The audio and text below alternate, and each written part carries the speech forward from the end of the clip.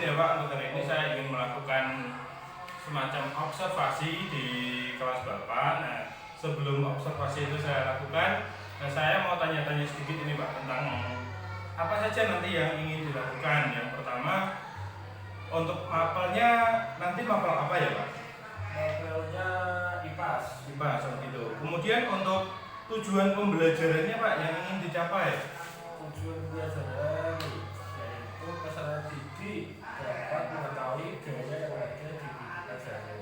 Oh, berarti hari ini Pak Bayer ingin membahas tentang gaya yang ada di kehidupan sehari-hari, begitu ya Pak ya? Nah, tapi sebenarnya Pak, gaya di kehidupan sehari-hari.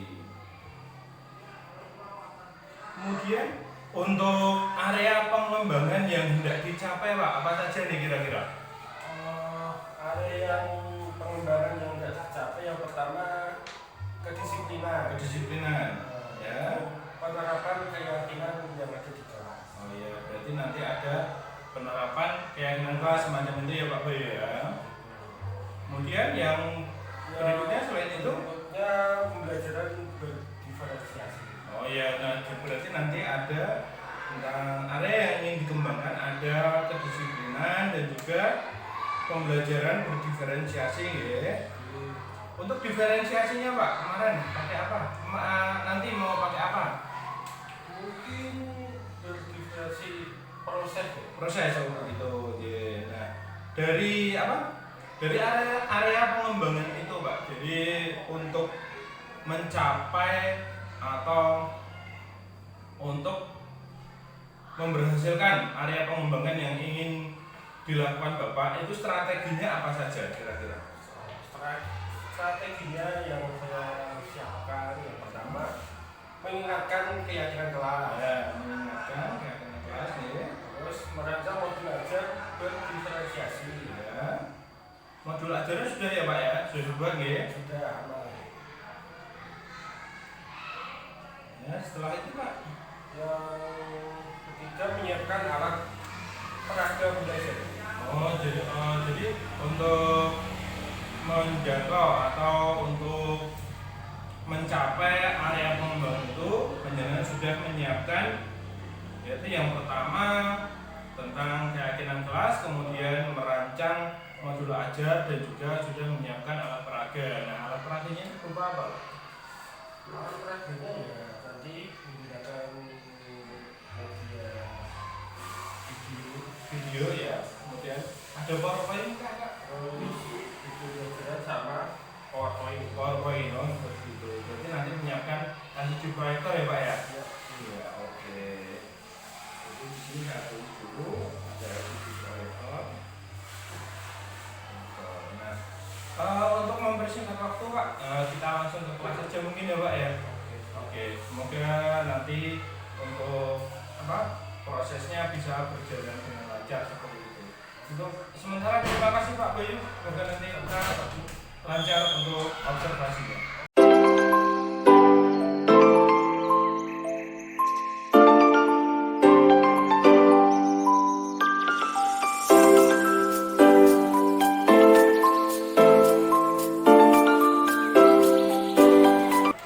Assalamualaikum warahmatullahi wabarakatuh.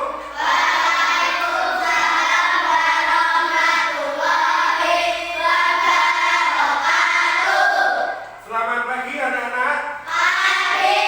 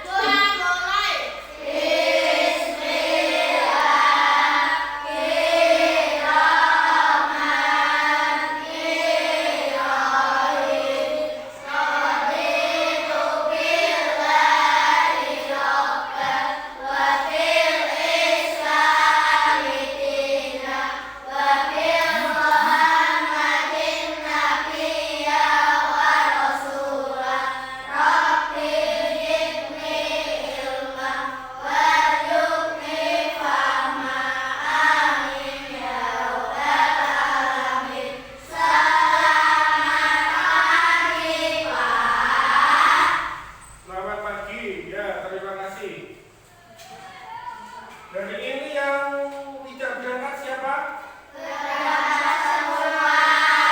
Berangkat semua? Ya, alhamdulillah. Hari ini yang tadi pagi berangkat jalan kaki siapa? Berapa orang yang jalan kaki? 1, 2, 3, 4. Lainnya naik apa? Naik motor. Ya. Sebelum memulai pembelajaran hari ini untuk meningkatkan rasa nasionalisme, kita nyanyi dulu ya. Bagaimana bisa berdiri terlebih dahulu untuk menyanyikan lagu nasional.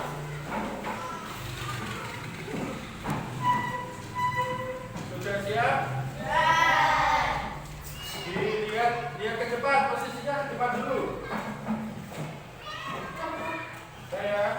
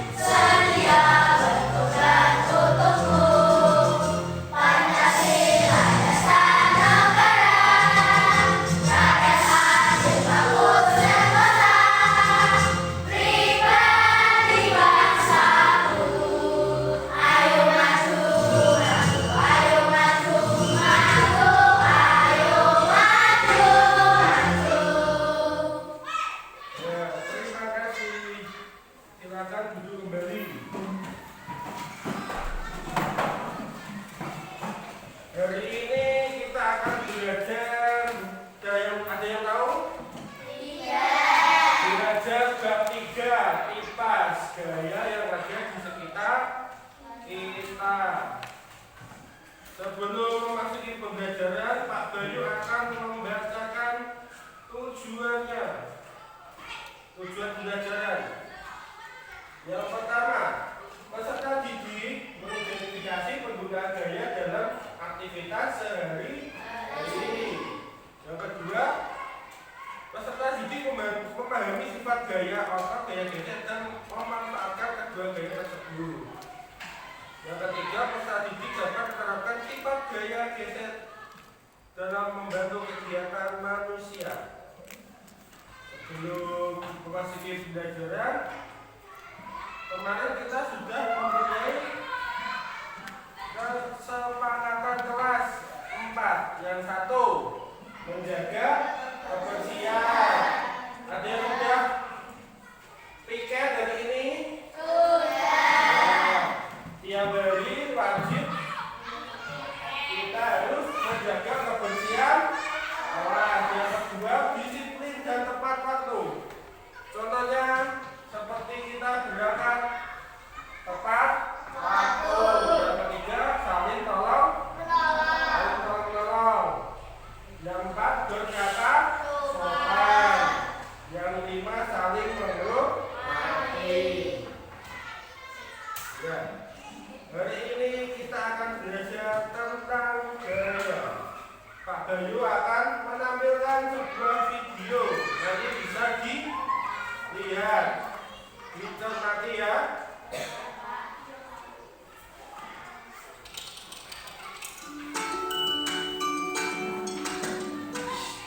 itu Budi ingin berunjuk ke rumah Dodi dengan mengendarai sepeda. Budi lalu naik ke atas sepeda dan kedua tangannya memegang stang. Sepeda Budi masih diam. Bagaimana caranya agar sepeda Budi bisa bergerak? Ya benar, Budi harus mengayuh pada sepedanya. Sepeda adalah benda. Sepeda hanya akan bergerak jika Budi bergerak. Jadi apa itu gaya? Gaya adalah tarikan atau dorongan yang diberikan pada benda. Gaya berbentuk halus loh. Yuk kita bahas nih jenis gaya. Gaya otot adalah gaya yang dihasilkan oleh tenaga otot manusia atau hewan. Manusia bisa berjalan, berlari atau melompat karena adanya gaya otot pada kaki. Sebuah delman juga bisa bergerak karena gaya otot dari benda. Gaya gesek akan muncul ketika pergerakan benda secara keseluruhan. Gaya gesek ada yang bermanfaat, tapi ada juga yang merugikan. Ketika berjalan akan ada gaya gesek antara kaki dan lantai. Gaya gesek ini bermanfaat agar tubuh kita tidak mudah terpeleset. Gaya gesek yang merugikan misalnya ketika kalian mendorong meja. Gesekan antara alas kaki meja dan lantai bikin meja jadi susah buat didorong. Coba kalian bandingkan jika kaki meja tersebut dilengkapi dengan roda. Pasti jadi lebih mudah kan untuk didorong? Ya, adanya roda pada kaki meja akan mengurangi gaya gesek dengan lantai. Gaya pegas dihasilkan oleh benda elastis seperti karet. Ketapel memanfaatkan gaya pegas dari karet untuk melempar benda. Saat karet ditarik menjadi lebih panjang dan kemudian dilepas, karet akan kembali ke ukuran semula dan menghasilkan gaya keras. Gaya pegas inilah yang akan mendorong benda. Gaya magnet adalah gaya yang dihasilkan oleh magnet. Magnet dapat menarik dengan kuat benda-benda yang terbuat dari besi atau baja. Gaya magnet dimanfaatkan pada pintu kulkas supaya tertutup rapat atau magnet pada kompas sebagai penunjuk arah. Gaya gravitasi adalah gaya tarik dari pusat bumi. Semua benda yang jatuh arahnya ke bawah karena ditarik oleh gaya gravitasi. Coba kalian perhatikan, manusia, hewan, dan semua benda akan berpijak pada bumi karena adanya gaya gravitasi. Kalau nggak ada gaya gravitasi, semuanya akan melayang-layang dan bisa jadi saling bertabrakan. Wah, jadi kacau ya. Sekarang apa saja pengaruh gaya terhadap benda? Seperti cerita Budi di awal video, Budi memberikan gaya pada sepedanya dengan cara ditarik. Karena dengan gaya, sepeda Budi bisa bergerak. Artinya, gaya menyebabkan benda menjadi bergerak. Bagaimana jika Budi mengayuh sepedanya lebih cepat dari biasanya? Ya, sepeda Budi juga akan bergerak lebih cepat. Artinya, gaya dapat mempengaruhi kecepatan gerak benda. Semakin besar gaya yang diberikan, semakin tinggi kecepatan benda. Sebaliknya, semakin kecil gaya yang diberikan, semakin rendah juga kecepatan benda. Setelah sampai di Budi mengerem sepedanya agar bisa berhenti. Saat direm, Budi juga memberikan gaya pada sepeda. Tanpa rem akan menekan roda agar berhenti berputar. Artinya, gaya menyebabkan benda bergerak menjadi diam. Budi dan Dodi kemudian bermain sepak bola di halaman rumah. Budi menendang bola ke arah Dodi. Kemudian dengan cepat, Dodi menendang bola itu kembali ke arah Budi. Saat menendang bola, Budi dan Dodi sedang memberi gaya pada bola. Gaya yang diberikan oleh Dodi membuat bola berganti arah. Selain mengalami gerak dan kecepatan benda, gaya ternyata juga mengubah arah gerak benda. Karena terlalu asik bermain, tidak sengaja bola yang ditendang oleh Budi memulai pot bunga milik ibu Dodi. Pot tersebut akhirnya pecah. Perhatikan saat bola mengenai ke bunga, ada gaya yang diberikan pada pot sehingga pot bisa pecah. Artinya gaya dapat mengubah bentuk benda. Wah, ternyata banyak ya pengaruh gaya terhadap benda. Nah, kalau sudah tahu gimana nih biar kita jadi lebih bijak? Tentunya bersyukur ya karena ada gaya yang dapat mempermudah kita melakukan aktivitas sehari-hari. Tapi kita juga harus berhati-hati ya ketika memanfaatkan gaya supaya tidak sampai merusak atau merugikan orang lain. Perhatikan, saat pemain berhasil melempar bola ke dalam ring, kemanakah bola akan bergerak? A. Jatuh ke bawah. B. Mengancung ke atas. C. Tetap berada di dalam ring. Jika kalian ingin latihan soal tentang gaya dan gerak, yuk kunjungi website kejurcinta.id atau download aplikasi Kejur Cinta di Play Store sekarang juga. Ya. Tadi sudah melihat video tentang gaya. Tadi apa itu gaya? Gaya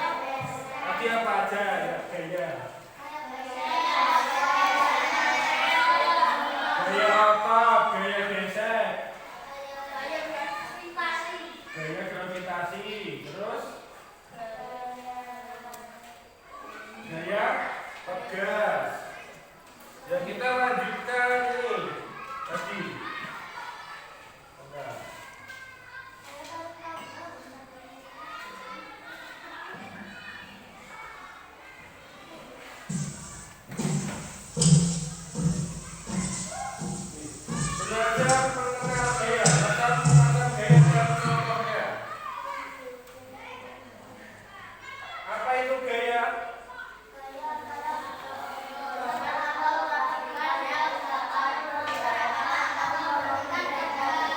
Ya. Gaya adalah dorongan atau tarikan yang dapat menggerakkan atau menghentikan benda. Terus jenis-jenis gaya. Gaya dorong, gaya tarik, gesekan. Gaya pegas. Selanjutnya gaya dorongan. Gaya dorongan adalah gaya yang mendorong benda dari suatu tempat. Contoh, permainan ayunan. Gaya yang bekerja dengan mendorong suatu benda menjauh dari sumber gaya. Ada yang pernah main ayunan? Ya, gaya dorong seperti permainan ayunan. Selanjutnya gaya tarik. Gaya tarikan adalah gaya yang menarik benda mendekat. Contohnya permainan tarik tambang saat kita menarik tali. Gaya tarik menyebabkan tali bergerak mendekati kita. Contoh yang lainnya apa? Apa?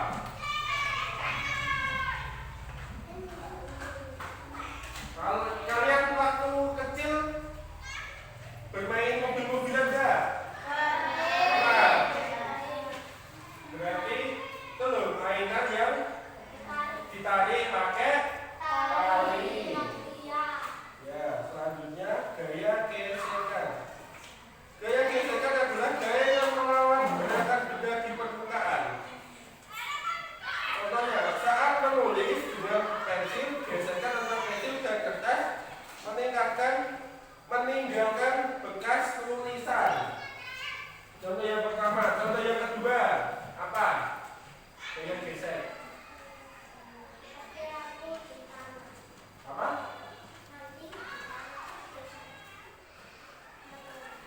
Gaya gesek seperti kalian main seluncuran air waktu kalian berenang. Kalian main seluncuran enggak? Nah, itu gaya gesek antara seluncuran dan tubuh kalian melakukan gesekan, ya. Terus gaya gravitasi bumi. Gaya gravitasi adalah gaya yang menarik benda ke bawah menuju bumi. Bermain basket saat anak menembak bola akan jatuh kembali ke tanah karena pengaruh gravitasi bumi. Contohnya, apalagi gaya gravitasi bumi? Apa? Yang jatuh dari atas. Apa? Contohnya buah jatuh dari pohon. Terus gaya magnet. Gaya magnet adalah gaya menarik benda logam seperti besi. Ketika magnet menarik batu atau kulit, kertas mendekat tanpa perlu disentuh. Gaya pegas tadi yang dijelaskan di video. Gaya pegas adalah gaya yang muncul ketika suatu benda masih ditekan atau diregangkan.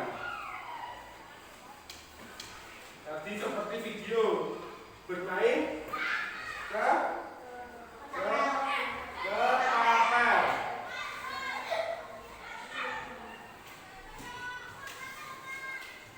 Kalau di gambar ini bermain juga tinggi. Kemarin yang main di kolam renang siapa juga tinggi? Itu dinamakan gaya pegas.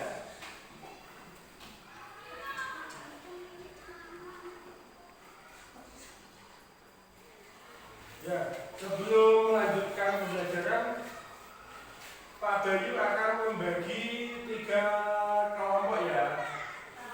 Ini kelompok 1, kelompok 2, kelompok 3. Sini Pak Bayu membagi kelompok dengan sesuai kemampuan kalian masing-masing.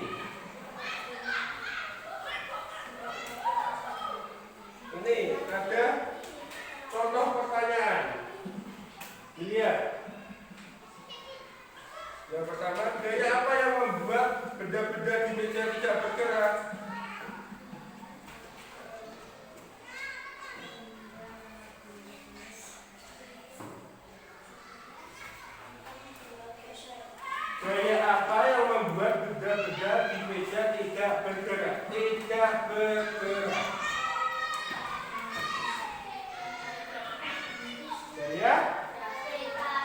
Gaya gravitasi. Kalau gaya dorong membuat meja bisa bergerak. Kalau gaya gesek bisa bergerak. Gaya tarik juga bisa membuat meja bergerak.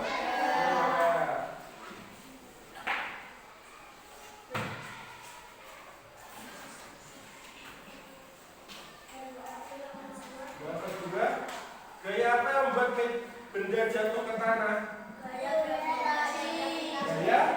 gravitasi. Terus yang kedua, apa yang membuat benda berhenti bergerak setelah didorong? Gaya dorong.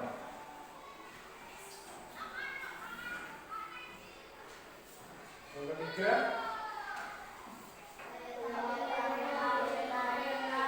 gaya tarik.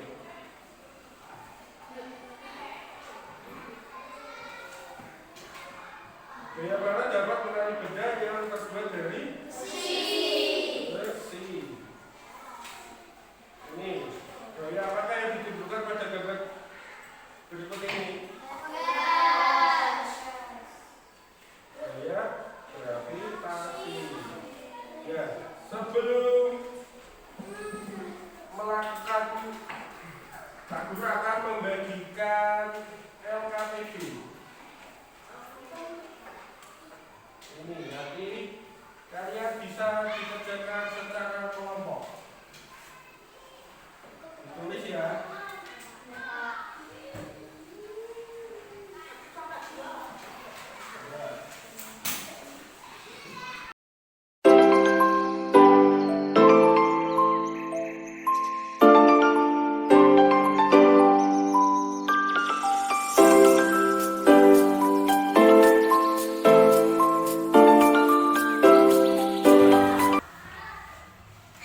Oke, baik Pak Bayu. Kemarin saya sudah melakukan observasi di kelas penjenengan. Saya mau berbincang-bincang sebentar nih Pak Bayu ya. Ini Pak Bayu untuk kemarin yang sudah dilaksanakan di kelas penjenengan, pembelajaran yang sudah dilaksanakan ya kemarin itu materi IPAS tentang gaya. Ya. Nah itu ini Pak, saya mau tanya dulu. Menurut panjenengan hal apa yang sudah berjalan dengan baik? Sudah baik ya. Kemarin dalam pembelajaran bisa menerapkan pembelajaran yang mudah berdiferensiasi untuk pembelajaran dengan anak-anak agar anak-anak bisa mengetahui karakteristik anaknya masing-masing. Nah, itu kelebihan yang sudah berjalan dengan baik ya Pak Bayu. Nah, menurut panjenengan ada tidak kekurangan dalam proses pembelajaran kemarin? Kalau kekurangannya masih ada. Yang pertama kemarin kekurangannya itu pengondisian siswa. Di sini ada banyak siswa yang masih belum konsentrasi, ada yang masih lari-lari seperti Ini apa? Menurut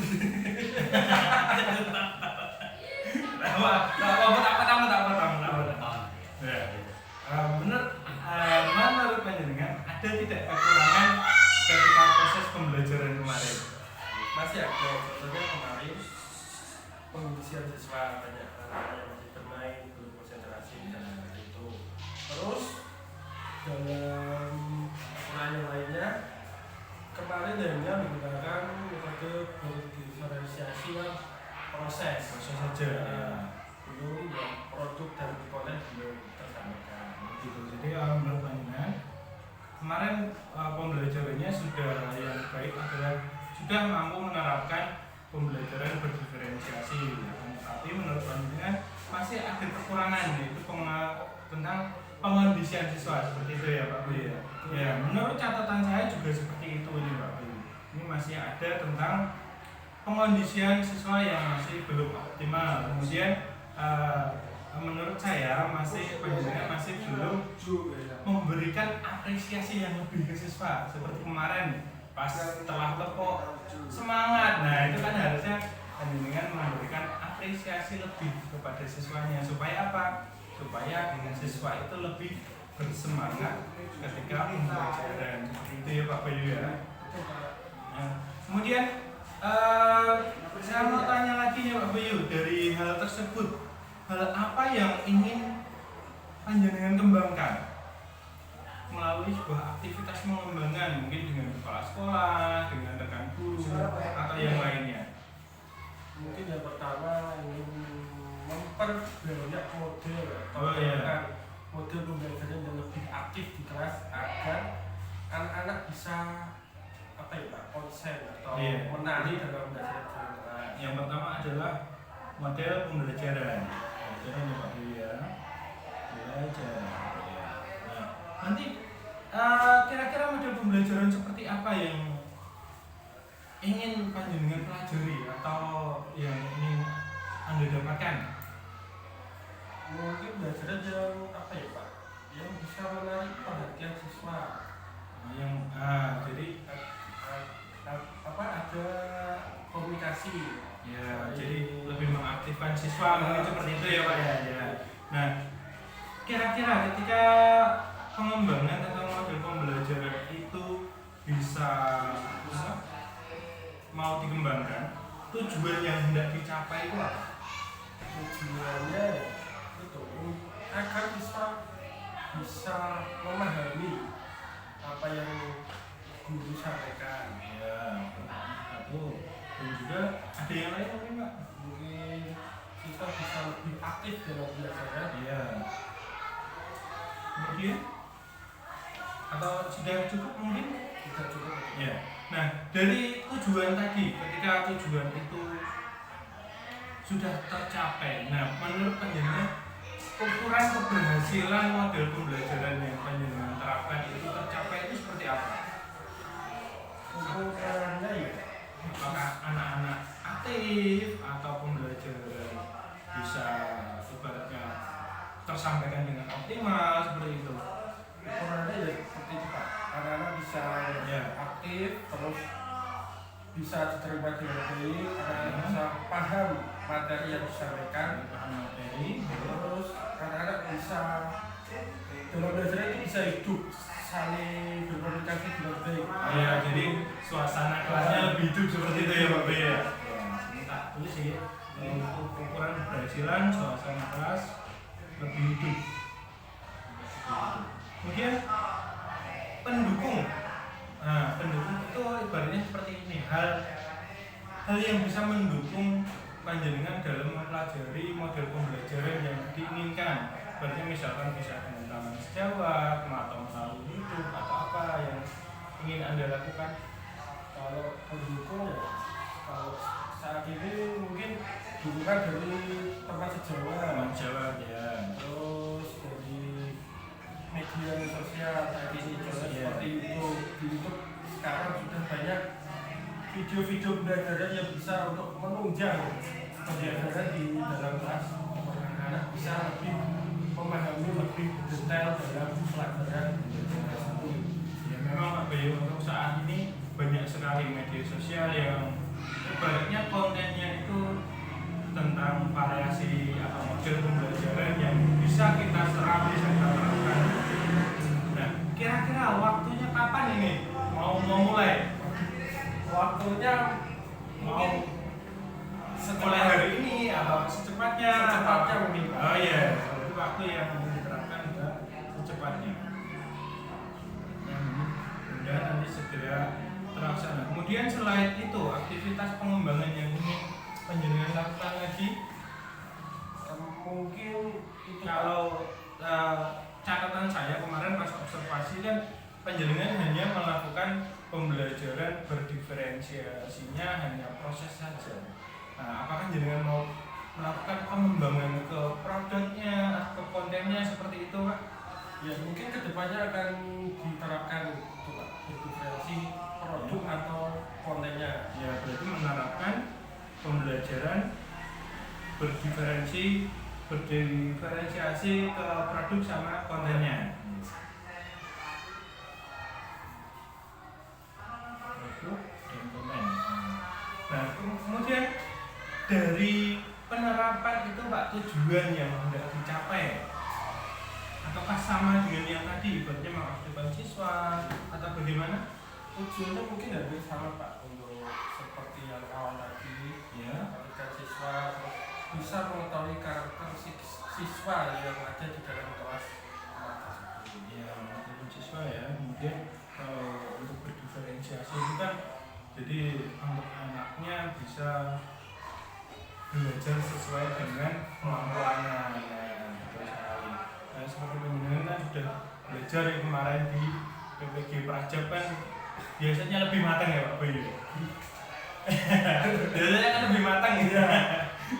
Kalau yang di penggerak itu kan kita hanya mempelajari, prakteknya mungkin kurang banyak, mungkin nanti bisa belajar lagi dengan Pak Jam, mungkin bisa diferensiasi ini. Kemudian dari sini ukuran keberhasilannya menurut penjenengan, ketika penjenengan sudah berhasil menerapkan itu, ukurannya apa? Ukuran keberhasilan. Ukurannya itu bisa mengetahui karakter atau kemampuan siswa. Ya, mengetahui karakter.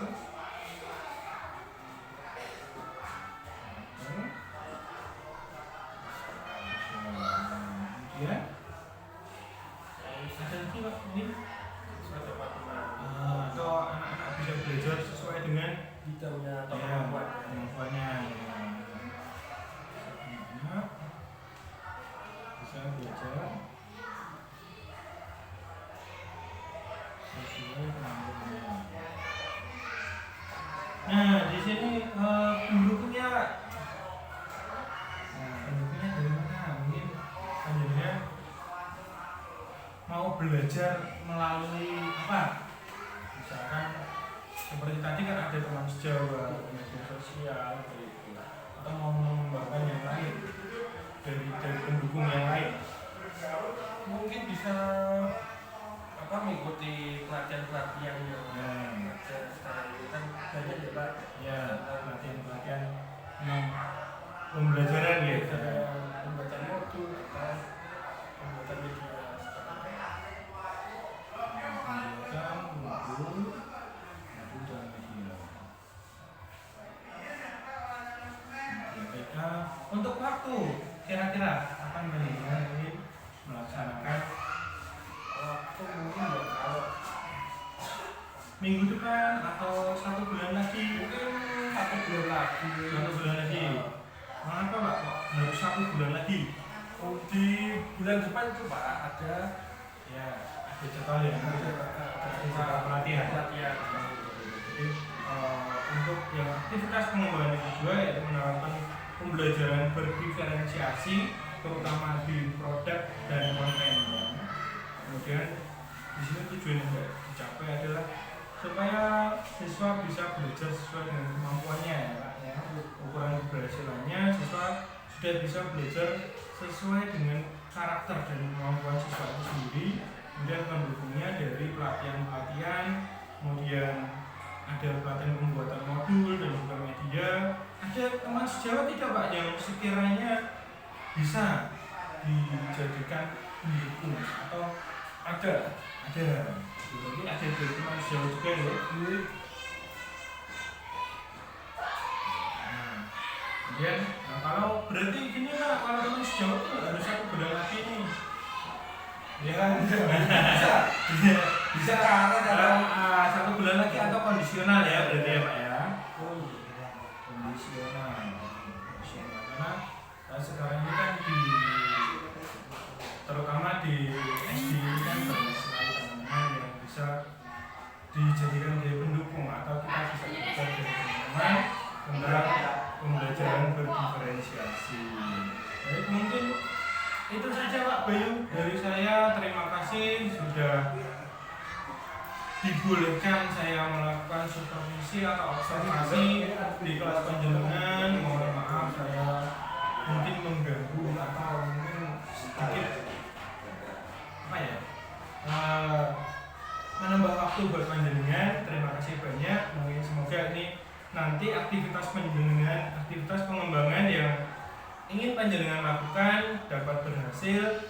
Nanti kalau sudah berhasil atau bisa diterapkan di kelas, boleh nanti cerita ke saya ya Pak Bayu ya, supaya nanti buat referensi saya juga untuk pembelajaran di kelas yang bisa saya terapkan. Dan mungkin itu saja Pak Bayu, terima kasih banyak.